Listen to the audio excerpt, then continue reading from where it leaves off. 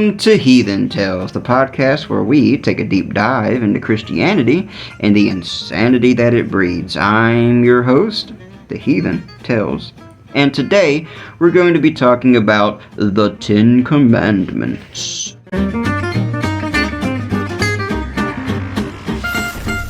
So I was in yet another Facebook debate the other day.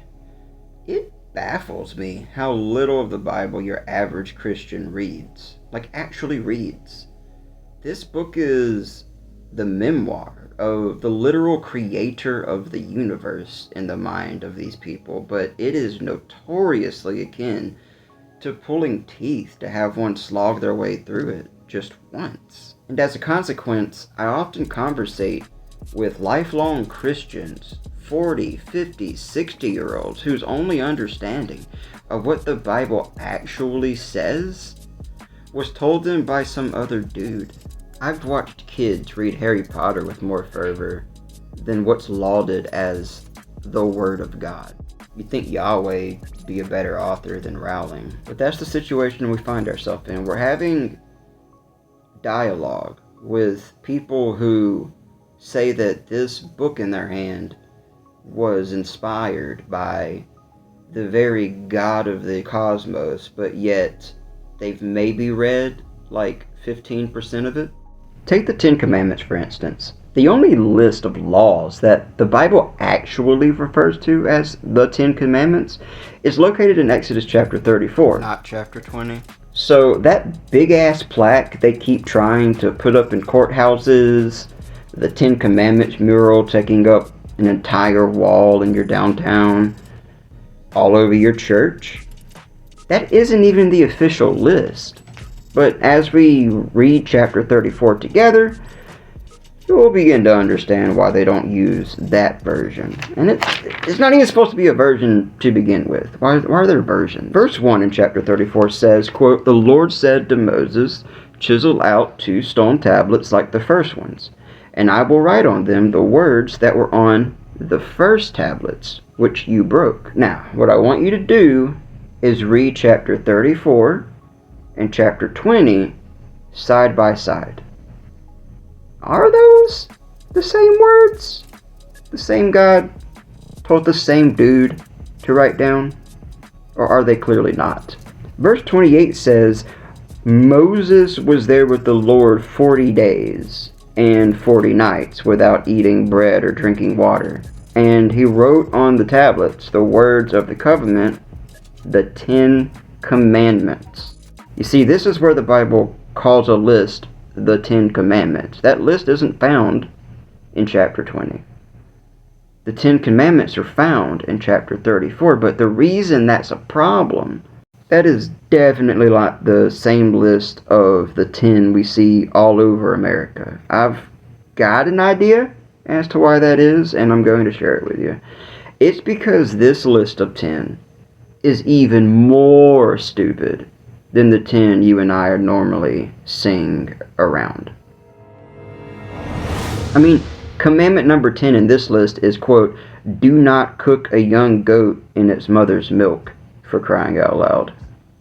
But I digress for now. Let's focus on what Christianity calls the 10 Commandments.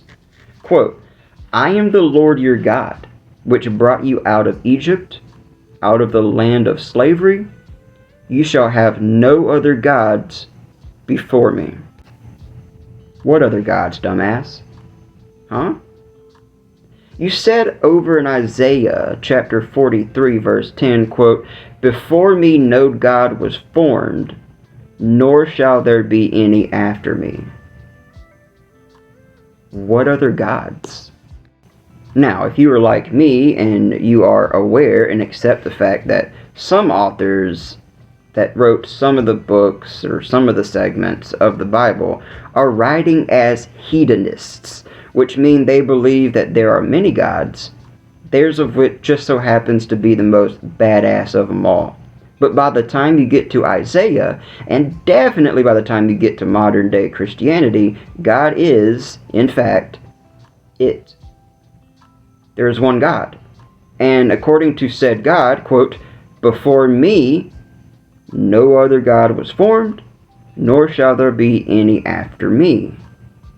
Why would he need to feel the need to enshrine that on stone? Hey, don't go worshiping them other gods. It's painfully stupid. That'd be like me telling a woman, yeah, I'll date you, but have no other gray aliens before me. Hence why I'm still single, but that's besides the point. I haven't seen any grays.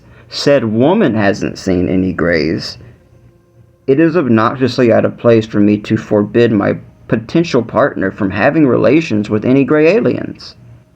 And it's equally stupid for a god who's self-purportedly the only god there is to forbid hanging out with his imaginary foes.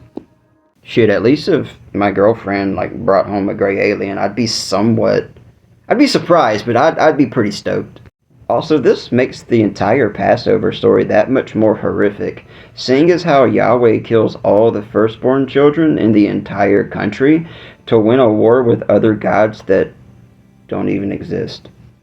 Time and time again, the God of the Bible causes unfathomable pain and suffering in order and for the sole purpose of swooping in as the hero. One such instance is referred to right there in commandment number 1. God tells Moses, worship me because I brought you out of slavery. Bitch, you put me there. Genesis 15 verse 3 has God telling Abraham, then Abram, that his offspring were going to be slaves, afflicted for 400 years in slavery. I'm not going to prevent that. I'm just going to show up later and do battle with their gods. Wizard of Oz style. Think the big man behind the curtain. I'm going to fuck those gods up. But again, the only ones suffering God's wrath in Egypt in this story are the civilians. The average John and Jane Doe of that day. No other gods were harmed in the freeing of these slaves because, again, either Yahweh is the only God formed. In fact, there won't be any after him. Or he's a fucking idiot.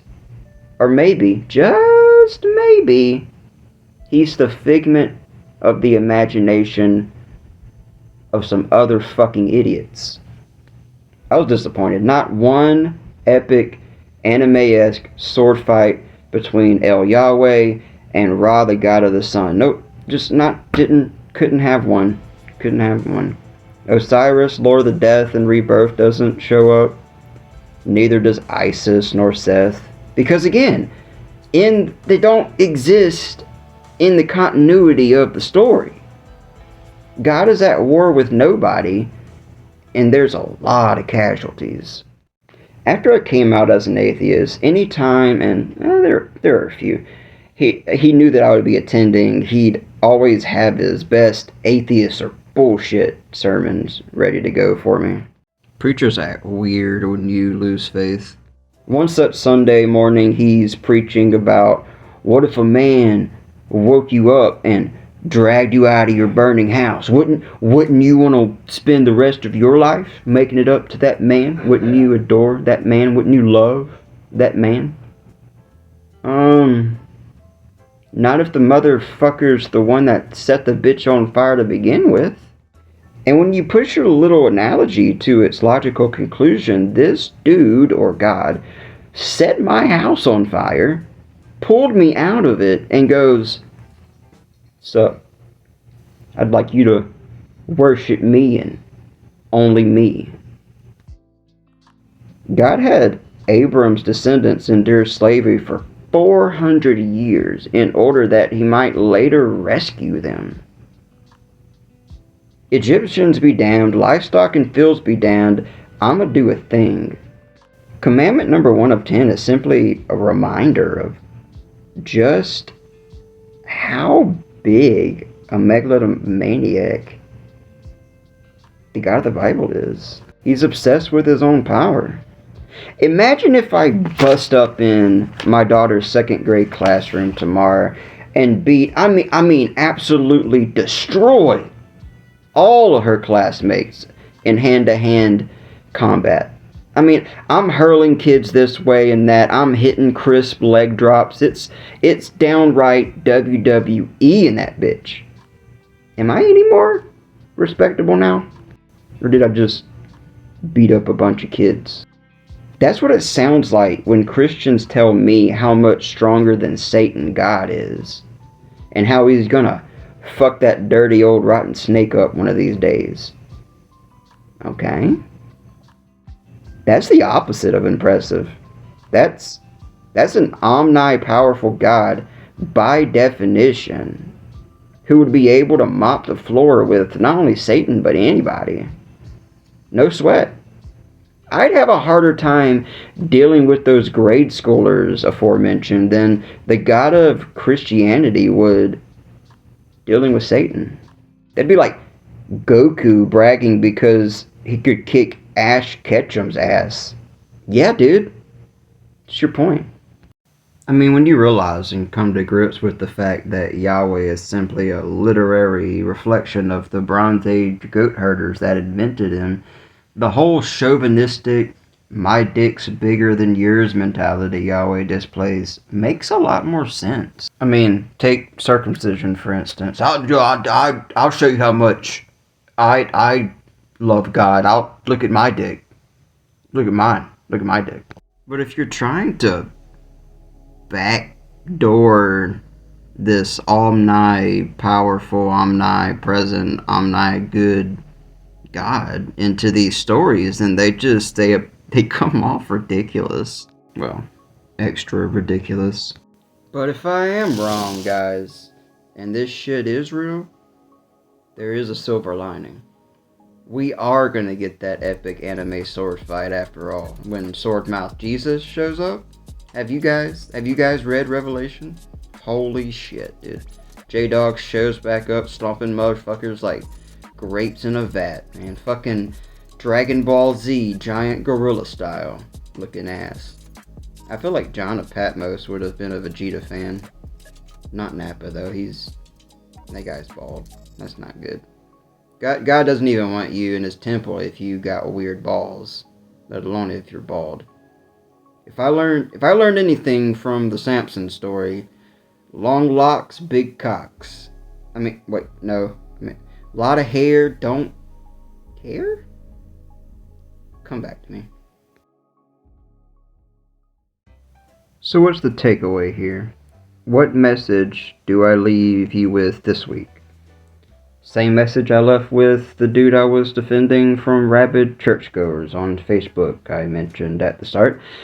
These 10 Commandments, this Bible, and definitely these Christian zealots, are not the arbiter of morality. No carrot and stick required to make a decent human being be a decent human being. It's almost a trope at this point to be brought up. Well, we just want to go sin, you're going to go be a sinner, you're going to go keep you from raping and pillaging and murdering and killing all these people. Look, if you need the promise of heaven and or the threat of hell in order to just be a decent person, then you're not a decent person. You're just a shit human being on a leash.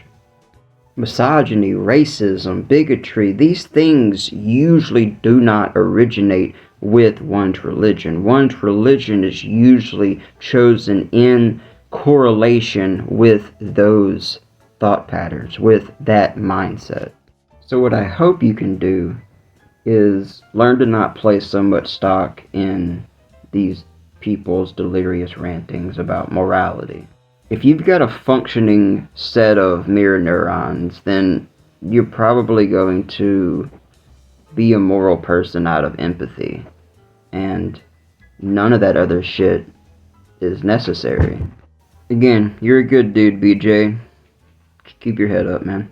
If you liked what you heard and you would like to support this fledgling podcast, the only way I ask you to do that is to just simply click like and subscribe, and that's pretty much it. I don't have a Patreon. There's no reason to send me any money, nothing like that. I just want to do what I'm doing right here.